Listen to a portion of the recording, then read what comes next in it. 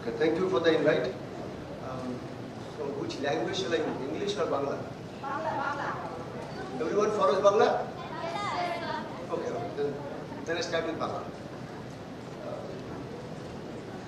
আমাকে বলা হয়েছিল এই সাইবার সিকিউরিটি কিছু ইস্যু নিয়ে কথা বলতে আর কি। আমি ফিজিক্স তো সেভাবে পড়িনি, সুতরাং সত্যেন্দ্রবাবুর সম্বন্ধে কিছু বলা আমার পক্ষে মুশকিল। আমি একটু গৌরচন্দ্রিকা করে নিই। আমি যেখানে পড়েছি বা যেখানে মানে প্রায় সারা জীবনে চাকরি করেছি, ইন্ডিয়ান স্ট্যাটিস্টিক্যাল ইনস্টিটিউট। আমাদের ইনস্টিটিউটে একটা পোস্ট আছে highest post president of the institute, যেটা অধ্যাপক সত্যেন বসু 1967 থেকে 74 পর্যন্ত ছিলেন। সেই হিসেবে আমার রাইট জন্মায় ওনার সম্বন্ধে কিছু বলা, কারণ উনি আমাদের প্রেসিডেন্ট ছিলেন একটা দীর্ঘ সময় ধরে। আরেকটা হচ্ছে ওনার যে বড় নাতনি, ওনার বড় ছেলের বড় মেয়ে নন্দিনী আইএসআইতে আমার ছাত্রী ছিল। সেই সুবাদে আমি সত্যেন্দ্রবাবুকে দেখিনি, কিন্তু সেই সুবাদে ওদের বাড়ি যাওয়া হয়েছিল। ওর বিয়েতেও গেছিলাম, তা আমি ওনাদের বাড়িটাতে একাধিকবার গেছি নন্দিনীর সুবাদে আর কি। তো দুটো যোগসূত্র আছে, শুধু আমি ফিজিক্স সেভাবে না জানলেও আমার একটা অধিকার জন্ম না জানলে বলবো না, যদি আমার ধরুন অন্যরা বলবে। আমাদের বিস্টার থার্ড ইয়ারে কিন্তু 3টে স্ট্যাটিস্টিক্স পড়ানো হতো, ম্যাক্সওয়েল বোলসম্যান, ফার্মি ডিরাক আর বোস আইনস্টাইন। যেটা আমাদের তখন মনে হয়েছিল যে একটা বিজ্ঞানী প্র্যাকটিক্যালি কোনো এক্সপেরিমেন্ট করার সুযোগ পাননি, তিনি একটা ওই ধরনের ডিস্ট্রিবিউশন পার্টিকেল সম্বন্ধে, বিহেভিয়ার সম্বন্ধে একটা আমি বলবো হাইপোথিসিস করে ফেলেছিলেন। সেটা পরে দেখা গেছে সত্যি। উনি কিন্তু ভেরিফাই হিসেবে করতে পারেন না, ওটা কিন্তু ওনার সমস্ত প্রপোজিশন, ইন্টুইশন। সেটা আমি স্ট্যাটিস্টিক্সটা অন্যরা বলবেন বলে আমি কিছু বললাম না, সেটা আমরা থার্ড ইয়ারে পড়েছিলাম। তো সেই হিসেবে খানিকটা অধিকার জন্মায় যে আমি ওটা জানি, মোশন স্ট্যাটিস্টিক্স। আমি যেটা বলবো সেটা হচ্ছে পরে যেটা আমরা আইএসআই ডেভেলপ করেছি, যেটা উনি প্রেসিডেন্ট ছিলেন দীর্ঘ 8 বছর।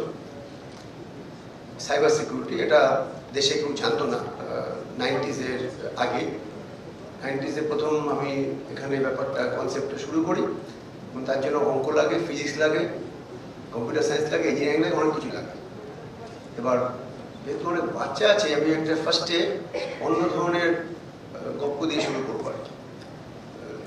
তোমরা ইমেল লেখো, SMS করো, তাই তো?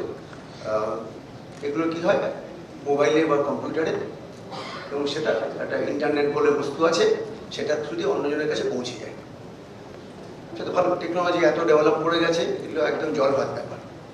আমি এখান থেকে মোবাইলে আমার ছেলেকে আমেরিকা রোজ সকালবেলা ফোন করি। পৃথিবীর সবার সাথে ইমেলে কমেন্ট করছি। আগে একটা চিঠি লিখতাম, সেটাকে পৌঁছতো 20 দিন বাদে, তার 20 দিন বাদে আবার সেই উত্তর আসতো আর কি। এখন ইনস্ট্যান্ট একটা ইমেল লিখছি, আমি ইনস্ট্যান্ট উত্তর পাই। এগুলোর মধ্যে সবই ভালো, কিন্তু একটা খারাপ হচ্ছে যে যদি কোনো দুষ্ট লোক থাকে যে আমি কি করছি কি বলছি সেগুলো একটা আঁচ পেতে চায় এবং সেটা আমার বিরুদ্ধে ব্যবহার করতে চায়, আমাদের যেটা নোশন অফ প্রাইভেসি সিকিউরিটি আছে আর কি, সেক্ষেত্রে আমরা কি করব? তার জন্য তো একটা আবার সায়েন্স বিল্ড করা হলো, যেটা যাতে নিরাপদভাবে করা যায়। এই সমস্ত কমিউনিকেশন সে মোবাইলেই করি বা ইমেলেই করি, আমার কম্পিউটারে করি, যাতে এই কমিউনিকেশনগুলো যাতে নিরাপদে করা যায়। আরেকটা, আমরা কম্পিউটারে ডেটা স্টোর করি, আমরা মোবাইলে ডেটা স্টোর করি, সেগুলো নিরাপদ থাকে। এবং আমি জানি কিছু স্মার্ট 11-12 ছাত্র আছে, ওরা কিন্তু আমার মোবাইল হ্যাক করে দিতে পারে, আমার কম্পিউটার হ্যাক করতে পারে।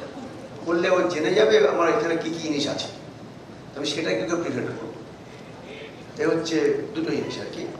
তাতে আমি দু একটা কনসেপ্টই বলবো, যেটা আমার ধারণা স্কুলের বাচ্চারা ভালো বুঝতে পারবে। একটা আমরা বলি আইডেন্টিটি ম্যানেজমেন্ট। যে আমার একটা মনে হলো এই জন্য যে আমি ছোটোবেলায় নরেন্দ্রপুরে পড়তাম, হস্টেলে থাকতাম, আমাদের একটা ক্লাসমেট ছিল, সেটা সবার গলা নকল করতে পারত একদম। এবার সে যদি এখন একটা ফোন করে কাউকে বলে এই আমি বিমল বলছি রে, তার কিন্তু বোঝার কোনো উপায় নেই যে বিমল বলছি কি আর কেউ বলছি। সেটা কিন্তু আমার একটা আইডেন্টিটি ক্রাইসিস। তোমরা যারা ইমেল করো তারা কিন্তু ইমেলে হেডারটা কিন্তু পাল্টে দিতে পারো তো, হেডার পাল্টে দিয়ে তাহলে আমি আর ইমেল পেলাম,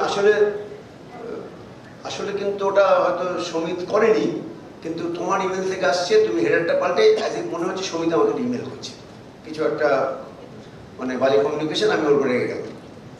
এগুলো তো করাই যায়। তাহলে আমার দুটো জিনিস জানতে হবে, যে এক নম্বর আমি যখন জিনিস করবো আমি তো নিজেকে প্রমাণ করবো যে আমি আমি এটা হচ্ছে প্রথম, যেটা আমাদের প্রাথমিকভাবে ব্যাংকে অ্যাডপ্ট করা হয়েছে। তোমরা বাচ্চা, তোমরা তো টাকা পয়সা ট্রানজ্যাকশন করো না, যারা বড় তারা করে। যখন একটা ব্যাংকে টাকা পয়সা ট্রানজ্যাকশন করছি তখন একটা ওটিপি চাই। জানো ওটিপি কি? তোমার মোবাইলে একটা ওটিপি আসে, সেই ওটিপিটা আমি টাইপ ব্যাক করি, তাহলে সে জানলো যে হোপফুলি আমি আমি, সেটা জানতে চাই যে এটা আমি কিনা, সেটা জানলো যে আমি আমি। এইবার যেটা সমস্যা, এটা তো অ্যাকচুয়ালি কিছু আমার প্রমাণ হলো যে আমার কাছে এই মোবাইলটা আছে। এবার অয়ন যদি আমার থেকে বেশি পাওয়ারফুল, আমাকে একটা থাপ্পড় মারলে আমার মোবাইলটা নিয়ে নিল, তাহলে কিন্তু অয়নই আমি হয়ে গেলাম। সুতরাং এইটা যে ওটিপির যে মাধ্যমটা, সেটাকে আমি খুব একটা গুরুত্ব দিচ্ছি না আমার আইডেন্টি ম্যানেজমেন্টের ব্যাপারে। এটা কিন্তু আমার ফিজিক্যাল সিকিউরিটি হয়ে গেল, আমার মোবাইলটার পরিচয় হলো, আমার পরিচয় হলো না। এটা হচ্ছে একটা। আমরা ভোট দিতে যাই, আমি তো এখন একটা প্রপোজাল দিচ্ছি যে ভোট যাতে বুথে গিয়ে দিতে না হয়, মারপিট খুনোখুনি, যাতে আমি ঘরে বসে আমার মোবাইল দিয়ে ভোটটা দিতে পারি। তার জন্য আমরা স্কিম তৈরি করি, আমরা গবেষণা রিসার্চ করছি। এবং তাহলে আমার এই দেখলে খুব মানে কষ্ট হয় আর কি, একটা বুথে মারপিট, দিকের লোক মারা যাচ্ছে, পুলিশের মাথায় ইট করছে, পুলিশ লাঠি মারছে, এই ভোটের যে ফেনোমেনা। আমি যদি ফিজিক্যাল ভোটটা পুরোপুরি তুলে দিয়ে যদি আমরা এমন করতে পারতাম যে ঘরে বসে আমরা সবাই ভোট দিতে পারবো, এবং আমার আইডেন্টিটি প্রমাণ করতে কোনো অসুবিধা নেই, মানে আমি ফার্স্ট প্রমাণ করতে আমি যে বিমানটা প্রমাণ করতে হবে, তবে থেকে ভোটটা দেব। সেটা হচ্ছে একটা। 2 নম্বর হচ্ছে ভোটটা যেখানে যাচ্ছে সেটা যাতে সুরক্ষিত থাকে, কেউ যাতে সেইটা মানে অল্টার করতে না পারে, সেটাও করতে হবে। তারপরে কাউন্টিংয়ের সময় যাতে কোনো হেরাফেরি না হয়, মানে ওটা কাউন্টিং মধ্যে একটা ফাইলে আমি মানে রিড করছি আর কি কম্পিউটার থেকে, ওই সময় যাতে কোনো হেরাফেরি না হয়। তারপরে আমার ভোটটাই যখন স্টোর হয়েছে সেটা আমার কনফিডেন্ট হতে হবে। আমি তো বিশ্বাস করলাম যে ওখানে ভোট, আমি একটা প্রশ্ন করেছিলাম, এই আমাদের যে কনভেনশনাল ভোট, বাচ্চাদের তো ভোট দাও না, আমাদের ওখানে ভোট হয় কি, আমি একটা ভোট একটা মানে বাটন টিপলাম, একটা সিম্বল এগেন্সটে। এবার ভিভিপ্যাট একটা মেশিন থাকে, ভিভিপ্যাট দেখায় আমি কোন সিম্বলে টিপলাম, তো সেটাই নাকি মেশিনে গিয়ে স্টোর হচ্ছে। এখন তোমরা স্কুলের বাচ্চা ফিজিক্স যারা পড়ো তারা জানো, আমি এমন একটা মেশিন তৈরি করতে পারি যেখানে আমি টিপলাম একটা সিম্বলে, ভিভিপ্যাট দেখালো ওই সিম্বলে, কিন্তু মেমোরিতে অন্য কিছু গেল। এরকম মেশিন তৈরি করা কিন্তু কঠিন না, মানে সায়েন্সে। তাহলে আমার তো নিশ্চিত হতে হবে যে আমার ভোটটাই ওখানে স্টোর হয়েছে, তারপরে ভোটটা সুরক্ষিত থাকছে এবং কাউন্টিংয়ের সময় হচ্ছে না। আর এগুলো আমি সবই করতে যাচ্ছি একটা সাইবার, এখানে মানে আমি যাতে মানুষের কোনো মারপিট বন্ধ হয়, আমি একটা প্রপোজাল করছি আর কি, মানে সরকারকে রিপোর্টও দিচ্ছি ইলেকশন কমিশনকে, যেটা যাতে সাইবারে করা যায়। তার জন্য অনেক ধরনের জিনিস দেখতে হবে আর কি। কিন্তু আমি কিন্তু খুব একটা অবাক হবো না, আসতে 10 বছর পরে যদি আমাদের সাজেস্ট করা মেথডটাই অ্যাডপ্ট হয়, মানে ভোট হয় পুরো ঘরে বসে রাস্তা থেকে, যেখান থেকে যে ভোট দেওয়া মোবাইল থেকে। তো সেখানে একটা জিনিস থাকছে যে ফার্স্টে প্রমাণ করতে হবে যে আমি এটাকে আমি বলি আইডেন্টিটি ম্যানেজমেন্ট। এটা আমি একটা ছোট্ট খেলা খেলবো, আমি আরেকটা পেন চাই, আরেকটা পেন আছে পকেটে, আরেকটা পেন চাই। এই বাচ্চাদের সেই খেলাটা খেলবো, আমি কি মিন করছি যে আমি প্রমাণ করবো আমি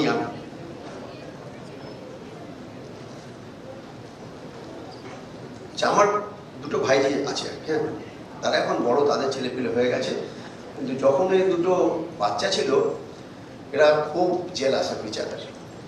আমি যদি একে একটা জিনিস কিনে দিই, ওকে সেই একই জিনিস কিনতে হবে। আমি যদি এটার জন্য যদি 2টো রসগোল্লা নিয়ে আসি না, পরদিন যখন অন্য কিন্তু রসগোল্লা দেখবে রসগোল্লার সাইজগুলো এক কিনা, রসের পরিমাণ এক কিনা, মানে এত ওরা সন্ধিয়া। আমি একদিন ঠিক করলাম ওই 2টো পেন দিই, পেন দিতে হলে 2খানা আইডেন্টিক্যাল পেন দিতে হবে। তা আমার তখন সময় নেই, বা আমি প্রদীপকে বললাম, প্রদীপ তুমি 2টো একই ধরনের পেন কিনে আন। প্রদীপ আমার 2টো পেন কিনে আন দিল। এবার আমি দেখতে পারতাম চোখে,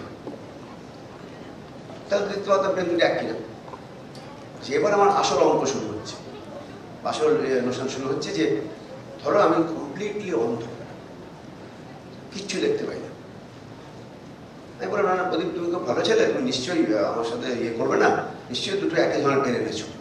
কিন্তু প্রদীপ নাচের মাধ্যমে, না না না বিমলদা, আমি প্রমাণ করে ছাড়বো যে এই দুটো পেন আইডেন্টিক্যাল। মানে আমার কাছে প্রমাণ করবে যে দুটো পেন একই রকম দেখতে, এখানে কিছু দেখতে পাই না। আচ্ছা ব্যাপারটা বুঝলে তো? এই হচ্ছে আমার সমস্যাটা। ও প্রমাণ করতে চায় যে দুটো পেন একই রকম, তখন আমি কিছু দেখতে পাই না। বললে আপনি একটা কাজ করুন, আপনি এই দুটো পেন দু হাতে দিন, এবার পেনটা সবার আড়ালে নিয়ে যান। একটা কোনো একটা ছাত্র, তুমি আমার সাথে কোঅপারেট করো, হ্যাঁ উঠে দাঁড়াও, হ্যাঁ একজন দাঁড়িয়ে গেছে, ঠিক আছে। এই দুটো পেন আছে, এবার প্রদীপ বললো যে আপনি দুটো পেন রাখলেন, এবার আপনি পেনটা ওর আড়াল থেকে নিয়ে চলে যান, আমি নিয়ে চলে যাই। এবার আমি হাত দুটো পাল্টাপাল্টি করতেও পারি, নাও করতে পারি। পাল্টাপাল্টি করলে এরকম হয়ে যাবে, পাল্টাপাল্টি না করলে এরকমই থাকবে। এবার আমি যতই অন্ধ হই, আমি যে পাল্টাপাল্টি করবো কিনা আমি তো জানি, তুমি জানো না। এবার ও বলছে যে আপনি এটা নিন, নিয়ে বলুন, হাতে নিলাম। এবার বলো তো পাল্টাপাল্টি করেছি কিনা? না। পাল্টাপাল্টি করেছি? হ্যাঁ, অবশ্যই। আচ্ছা এইবার ধরো আমি এটা 10 বার খেললাম তোমার সাথে, 10 বারে তুমি ঠিক বললে, তার মানেটা কি? একটু ভাবো, তার মানেটা কি? তার মানে পেন দুটো একই রকম দেখতে, একে আলাদা দেখতে, আলাদা দেখতে, ব্যাস বুঝে গেছো, তাই না? একই রকম দেখতে হলে কি হতো? আমি পাল্টাবো একই লাগবে, তুমি জাস্ট একটা গেস মারবে, এবং বারবার তুমি কারেক্ট বলে হতে পারে না, তাহলে একটা ভুল করবে। তাহলে এতে কিন্তু এই খেলাটা যদি আমি খেলি, এটাকে আমরা বলি প্রবাবিলিস্টিক গেম, আমি যদি খেলি আর কি, তাহলে কিন্তু ও আমার কাছে প্রমাণ করে দিল এটা পেন দুটো একই রকম নয়। আমি কিন্তু জানলাম না পেন দুটোর রং কি, আমি তো জানলাম না পেন দুটোর ওজন কত, ইভেন পেন দুটোর অ্যাকচুয়াল শেপ কি তা হয়তো জানলাম না, কিছুই জানলাম না পেনটা সম্বন্ধে। কিন্তু আমি এইটা জেনে গেলাম যে পেন দুটো এক কি এক নয়। এইটাকে আমরা বলি আমাদের এই আধুনিক সাইবার সিকিউরিটি পরিভাষাতে জিরো নলেজ প্রুফ। আমি একটা প্রমাণ করবো giving away zero knowledge to people. আমি একটা ক্লেম করবো আমি এটা জানি, এবার সবাইকে প্রমাণ করবো আমি জানি, কিন্তু কেউ আমার সম্বন্ধে আর কেউ জানতে পারবে না, এইটুকু জানি আমি এটা জানি। তাহলে এটা আমি এবার করবো কি? আমি ফার্স্টে বলবো আমি যদি আর সাইবার ডোমেনে ভোট দিই, তাহলে আমাকে প্রমাণ করতে হবে যে আমি তাহলে আমি সেরকম একটা কিছু জিনিস ডিজাইন করবো যাতে হয়। আর সেখানে আমি কি করবো? আমি এবার একটা গল্প বলবো রবীন্দ্রনাথ ঠাকুরের, ওটা আমার খুব প্রিয় নাটক রক্তকরবী। রক্তকরবীতে বাচ্চারা হয়তো পড়নি, নাটকটা 3-4 বার দেখি, এখনো একবার দেখে ফেলি, আমার এত ভালো লাগে। ওইখানে শিল্প বিপ্লব হয়েছে এবং ব্রিটিশরা তখন সব ইন্ডাস্ট্রি বানাচ্ছে, তার শ্রমিক কোথেকে পাবে? ব্রিটিশরা তো আর হাই মাইনা দিয়ে করবো, এক্সপ্লয়েট করবে। তো আমাদের দেশে তো গরিব চাষির বা চাষের কাজ করে লোকের অভাব নেই, ওরা এজেন্ট নিয়োগ করত। সেই এজেন্টরা গিয়ে গ্রামেগঞ্জে যেখানে যত গরিব গুরু পেত ওদের লোক দেখাতো যে এখানে শহরে কারখানা হচ্ছে, তোমাদের চাকরি দেওয়া হবে।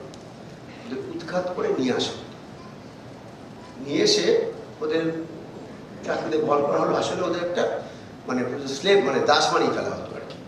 খাওয়া দাওয়া হতো, এক জায়গায় রাখা হতো, যেটা প্রথমে করা হতো এলে পরে ওর নাম ঠিকানা হেন তেন যেগুলো আজকাল আমরা বলি পার্সোনাল ফাইল, সব রেকর্ড করে একটা সংখ্যা দিয়ে দেওয়া হতো। 382, টয়ের 1042। এবার এরপর থেকে ওদের আর কোনো পরিচয় নেই, সংখ্যাটাই হচ্ছে ওদের পরিচয়। অনেকটা আমাদের আধারের মতো। রবীন্দ্রনাথ ঠাকুর দেখলে খুব দুঃখ পেতেন আধার দেখলে, হ্যাঁ। তা সেখানে এমনি এবার তাদের উপর অসম্ভব অত্যাচার হয়, সব হয়।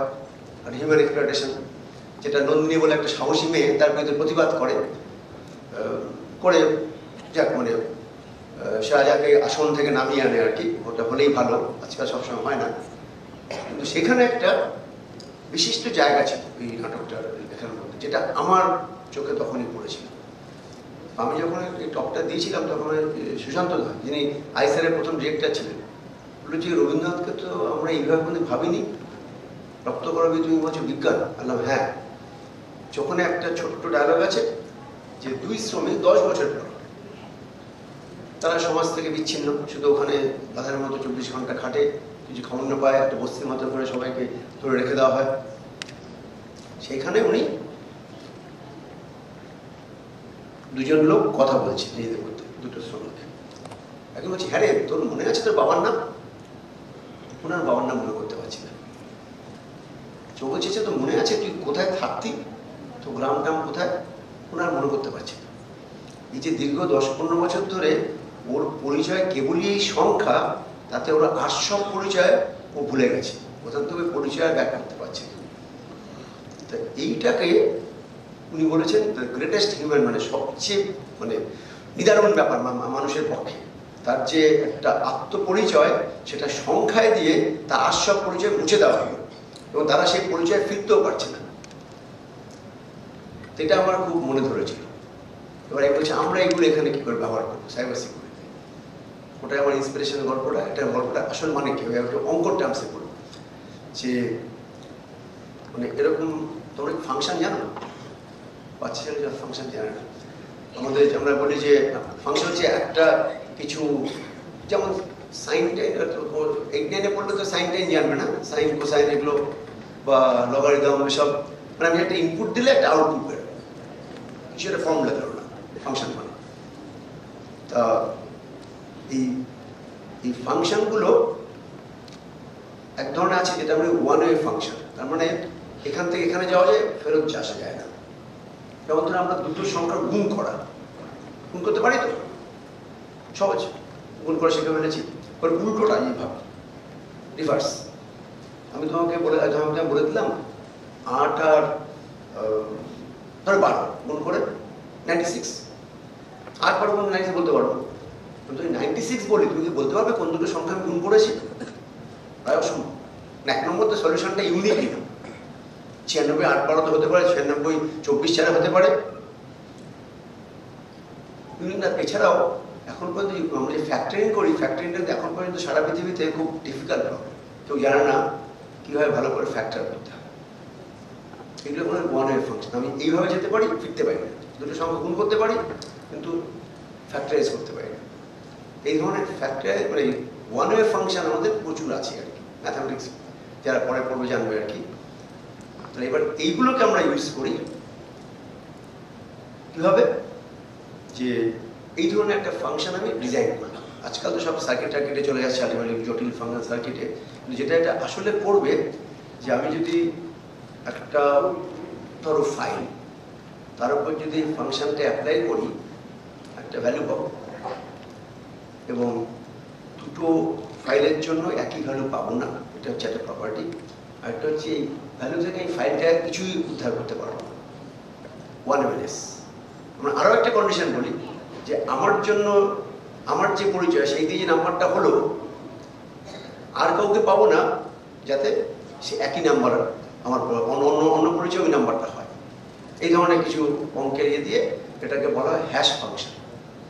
এটা আমি কী করবো, এটা দিয়ে আমি যেটা করতে পারি, এখন টেকনোলজি আমাদের ডেভেলপ নয়, আমাদের তো আধারে একটা ছবি আছে, সেই ছবিটাকে আমি বললাম হ্যাশ করলাম। ছবি মানে কিন্তু আসলে 0-1 বিট, মানে কম্পিউটারের কাছে অল কিন্তু 0 1 0 1 কিছু একটা সিকোয়েন্স। তাহলে আমি ওই ছবিটাকে আমি হ্যাশ করে হ্যাশ করি ফাংশনটাকে, আমি হ্যাশ ভ্যালুটা রেখে দিলাম আর কি, বা ওই বোলিং বুথে হ্যাশ ভ্যালুটা আগে থেকে দিয়ে দেওয়া হলো। ওই হ্যাশ ভ্যালু থেকে কিন্তু আমার সম্বন্ধে কোনো পরিচয় কেউ কিছু জানতে পারবে না, এই খেলার মতো আর কি। আমি এইভাবে এমনভাবে আমার ছবিটা হ্যাশ করে দেবো, তার জন্য অনেক অঙ্ক টেকনোলজি লাগবে, এসব আমরা এখন প্রিপেয়ার্ড আমরা করবো। এইবার এই যে করাটার সময় আমি জানি যে এইটা থেকে কিন্তু ছবিটাকে উদ্ধার করতে পারবে না। এবার যেটা করতে হবে, আমি যখন ভোট দিতে যাবো, এখন যে তোমার তো ভোট দাও নি, আমরা যখন ভোট দিতে যাই কীভাবে ভোট দিই, আমার একটা ভোটার আইডি আছে, একটা ছবি আছে 20 বছর পুরনো, তার সাথে আমার অ্যাকচুয়ালি কোনো মিল নেই। আর পোলিং অফিসারের কাছে একটা প্রিন্ট আউট থাকে নোংরা সাদা কালো কাগজে, তাতে আমার একটা ছবি থাকে। সে কী করে, আমার ভোটার আইডি কার্ডটা নেয়, তার ছবিটা থাকে, আমার মুখের দিয়ে তাকায়। এবার সে ঠিক করে ওটা আমি কিনা, মানে কোনো অ্যাবসলিউটলি কোনো মানব সাইন্টিফিক কোনো বেসিস নেই এটা। হ্যাঁ, মানে আমাকে ওই দিয়ে আমি বিমলয় প্রমাণ করার কোনো জায়গায় নেই। এখানে আমরা যেটা বলছি, আমরা করবো কি, ওই ছবিটাকে হ্যাশ করে একটা ভ্যালু দিয়ে দেবো। সাধারণত এই ভ্যালুটা ছবির ভ্যালুর থেকে অনেক কম হয়। যেগুলো এখন মডার্ন যে ফাংশন হচ্ছে 256 বিট, আর ছবিটা হয়তো টেরাবাইট হতে পারে, মানে জিবি তো বটেই। একটা ছবি দেবে যে গুগলে ছবিগুলো কত নেয়, জিবি তো নেয়, অনেক সময় টেরাবাইট নিয়ে যেতে পারে, গিগাবাইট, জিবি। যেমন এগুলো এখন কেবি, এমবি, জিবি আছে, স্মার্ট। আমি কিছুই জানতাম না, সেগুলো পড়তাম। জিবি মানে অত ছবি, কিন্তু আলটিমেটলি যখন আমাদের হ্যাশ ভ্যালুটা হবে কিন্তু এটা ছোট্ট 256 বিট। এবার ওর কাছে থাকবে হচ্ছে ওই আমার ছবি নয়, ছবিতে একই ছবির হ্যাশ ভ্যালু। এবার আমি যখন যাবো, ওখানে একটা ভালো পাওয়ারফুল ক্যামেরা থাকবে, সেই ক্যামেরা আমার টাকাশ করে একটা ছবি তুলবে। ওখানে আমার একটা ক্যামেরা কম্পিউটেশনাল সার্কিট থাকবে, যেটা ইমিডিয়েটলি আমার ছবির হ্যাশ ভ্যালুটা তৈরি করবে। বা দেখবে এই দুটো মিলছে কিনা। ছবি হতে পারে, চোখের আইরিস হতে পারে, নানা ধরনের বায়োমেট্রিক্স আছে আর কি, যেগুলো আমরা আধারের সময় কালেক্ট করা হয়। সেগুলো আমি বলেছি যে কন্টিনিউয়াসলি ওটা মানে আপডেট করে যেতে হবে। আমার ছবি পাল্টা যায়, সাধারণত আইরিসটা পাল্টায় না, যে আইরিসটা আছে আইরিসটা পাল্টায় না। হ্যাঁ, আইরিসটা মোটামুটি ম্যাচিওর করে, আইরিসটা একই থাকে। তা ওইটা করে আমরা বলছি যে ওইভাবে করতে হবে। আমি যদি অনলাইনে ভোট দিই, মোবাইলে দিই আর কি, মোবাইলের ক্যামেরাতে আমার একটা ছবি থাকবে আর কি, আমি একটা ছবি থাকবে, আমি প্রমাণ করতে আমি। এবার ইলেকশন কমিশনের যে মেইন সার্ভারটা থাকবে, সেখানে আমার ছবি ওরা ডাউনলোড করে রাখবে সব ভোটারদের ডিফারেন্ট মেশিনে। আমার যখন ছবিটা যাবে আর কি, সেই দুটো ছবি ওরা ম্যাচ করবে। যদি ম্যাচ করে তাহলে ওরা আমাকে ভোটটা দিতে দেবে। এবার আমি ভোটটা দেবো, তখন আমি একটা প্রমাণ চাইবো যে আমার ভোটটাকে স্টোর করা হয়েছে। আমি এরকম একটা আবার জিরো নলেজ একটা গেম আমি ডিজাইন করেছি, তাতে কেউ ভোট জানতে পারবে না, কিন্তু আমি জানবো যে আমার ভোটটাই এখন স্টোর হয়েছে, আর কেউ স্টোর হয় না। এর মধ্যে অনেক জটিল অঙ্ক আছে, কিন্তু আমরা এরকম একটা সিস্টেম তৈরি করছি যাতে আমরা ভোটটা 10 বছরের মধ্যে পুরোপুরি আমার ঘরে বসে মোবাইলে বা মেশিনে হয়ে যায়। এই খুনি এসবের মানে দেখতে আমার অ্যাকচুয়ালি খুব খারাপ লাগে, কান্নাও পায়। ভোট হলেই লোক ছুটছে, এখানে লাঠি মারছে, চলে যাবে। আর এই যে সাইবার কমিউনিকেশনে যেটা মূল ব্যাপার হচ্ছে যে প্রমাণ করা যে আমি, সেটা কিন্তু আমরা এখন টেকনোলজি দিয়ে অঙ্ক তো ব্যাকগ্রাউন্ডে, ফ্রন্টের টেকনোলজি থাকছে, সেখান দিয়ে কিন্তু আমরা প্রমাণ করবো যে আমি। তার বেসিস কিন্তু আমরা এই খেলা। আর কেউ জানা যাবে না, শুধু জানা যাবে যে আমি। আমার হাইট কেউ জানতে পারবে না, আমার গায়ের রঙ কেউ জানতে পারবে না। জানবে যে আমি যখন ওকে ফোন করবো, আমার ভয়েসটা থেকে আমি একটা জিনিস জেনারেট করবো আর কি। ও জানবে যে এই ভয়েসটা আমার ভয়েস, আমার ওই যে বন্ধু হরিহরণ ওই আমার ভয়েসটা মিমিক করছে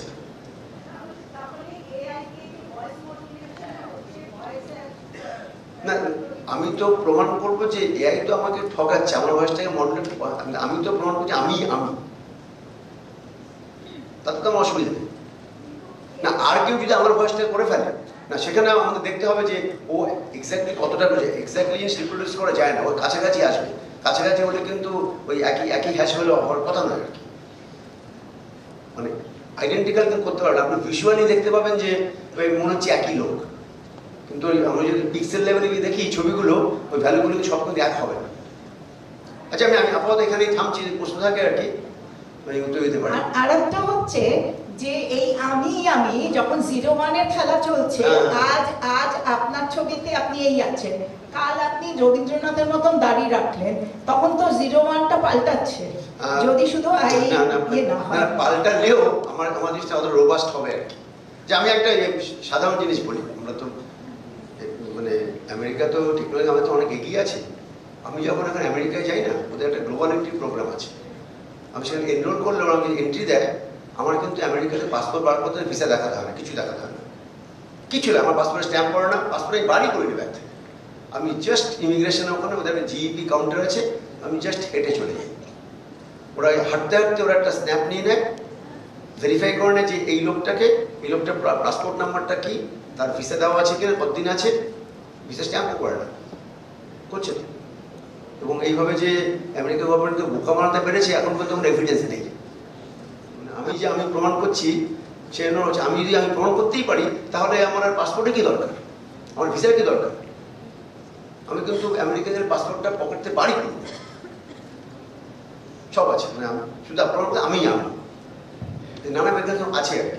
সেগুলো আমরা, এটা হচ্ছে আমাদের সাইবার ডোমেনে সবচেয়ে বড় ইস্যু, আমরা সলভ করার চেষ্টা করছি। হ্যাঁ, থ্যাংক ইউ। ঠিক আছে, ধন্যবাদ, very nice talk. So any one মোর?